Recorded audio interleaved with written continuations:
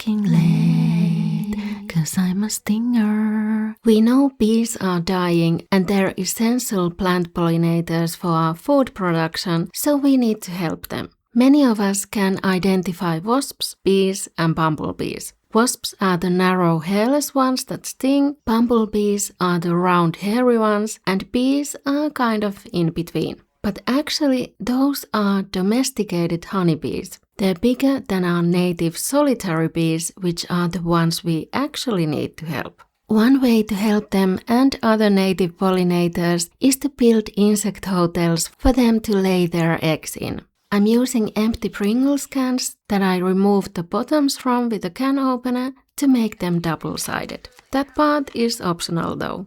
Since the cans aren't very pretty as garden or balcony decor, I'm painting on them. I first primed them with gesso, tinted with red acrylic paint. This part is also optional, but can help the paint stick and last better. Besides nesting places, pollinators also need flower nectar to eat, and the best flowers for that are native wildflowers rather than cultivated garden flowers. Some garden flowers have been modified to be so voluminous that pollinators don't even fit inside the flower to eat the nectar.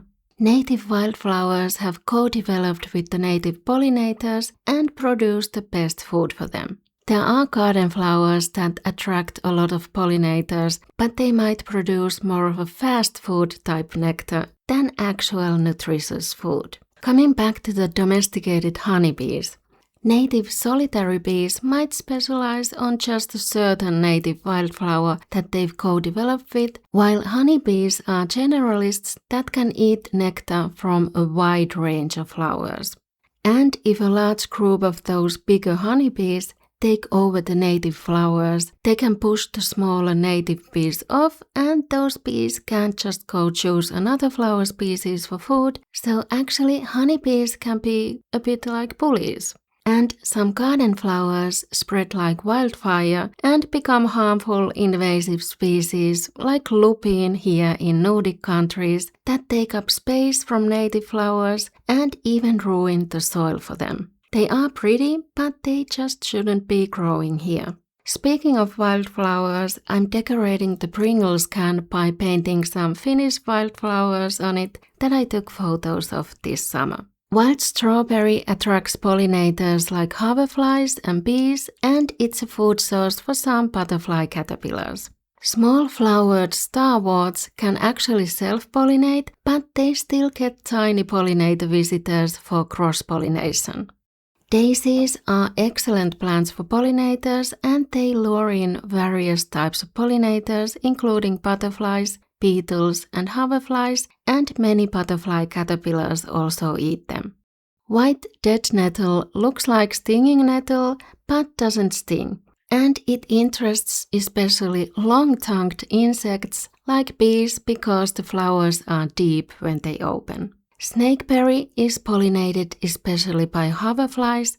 The white flowers turn into poisonous dark red berries, but birds can still eat them and disperse the seeds. Tufted wedge is another great pollinator plant, and it's a food source for several butterfly caterpillars.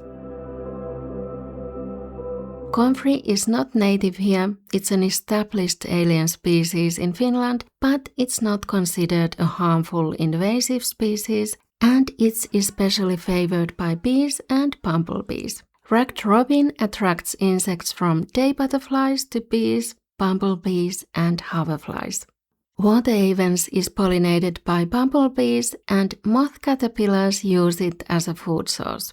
Bohemian geranium is a near-threatened wildflower that can be found after forest fires or on campfire sites. Wild geraniums interest a variety of pollinators. Melancholy thistle is a food source for butterfly caterpillars and attracts many pollinators. This insect hotel turned out to be a lot more red than the first one, which was very dark green with some flowers on it. I let the painting dry for some hours before sealing it with 1 layer of permanent matte acrylic varnish, so it has a better chance of surviving outdoors. You could also try a DIY varnish like a mix of water and glue. Maybe test it out on a little batch first though to see how it looks. It doesn't work well on all surfaces. I let the varnish dry for a couple of days before filling the can. You need some kind of hollow plant stems where the solitary bees and wasps and digger wasps can lay their eggs. This time I used last year's old and dry cow parsley stems. I cut the stems leaving about 15 centimeters on the ground so that those could be used as nests too. I needed about 15 to 20 stems to fill 1 Pringles can. Cut them to size. If your hotel is double-sided, leave the joint part that's not hollow somewhere in the middle of the can or cut the joint out so that it's hollow all the way through. I did start thinking while cutting these that maybe they actually want the back wall to be there, so either leaving the joint in the middle or leaving the bottom of the Pringles can in place. Otherwise the bee has to make the back wall herself, right? So a fully hollow tube maybe isn't ideal. I tied some iron wire around each end of the can for hanging it. Cow parsley stems are wider than common reed, so potentially they might interest different species. You can tell the old reed hotel has been used. Some reed openings have been covered with the white stuff, and then there's a black hole in the white stuff when the inhabitant has burst through it. I also got some photos of bug hotels in use at Open Garden Day and allotment gardens in Porvoo. But I've never actually seen who's making the nests or who's emerging from the nest. Scratch that! I saw them a few days later in mid-July. No bees so far, but a solitary wasp first closed off one of the bigger tubes and then a smaller one went into one of the smallest tubes, to lay an egg maybe, and then slowly emerged from the tube head first some minutes later. They're colored like a wasp but thinner and there's less buzzing.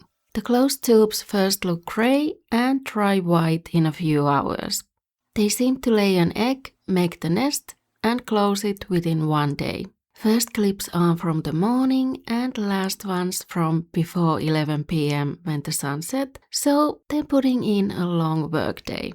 I'm working late, 'cause I'm a stinger. She looks so cute, I'm not gonna sting her. The previous day no tubes were in use and after this day 2 tubes were closed on each side. I did carry a couple of those solitary wasps on my hand or finger as I was escorting them out of the kitchen at the summer cottage. They do not sting you if you're gentle with them or around them. And they don't care that the can is painted and varnished. Then there was a metallic blue and red fly that may be a cuckoo wasp trying to lay her eggs in the wasp nest. And there was this long-tailed guy, perhaps a parasitic wasp whose eggs go inside the wasp caterpillars. I let them do their thing and just watched. I would be very interested to see what actually hatches out of these tubes next summer. The parasitic wasp was hanging around for a long time and came close once the wasp left for the night. The other insect hotel on my own balcony seems to be in use too. Someone has left the building. Okay, back to what I was saying. I noticed while hanging the last Pringles can insect hotel that if it's hanging freely, the can just keeps spinning in the wind and I'm not sure they like that. So I finally hang this one so that it's leaning on a pillar that keeps it in place. The only activity I've seen in the new insect hotel so far is some spiderwebs. The other one is currently in my glassed balcony where I now keep some of the glasses open all summer, so there's an easy entry and exit available at all times, and this one is on an open balcony at the summer cottage.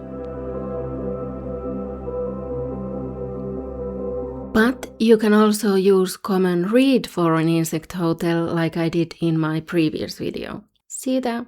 Thanks for watching.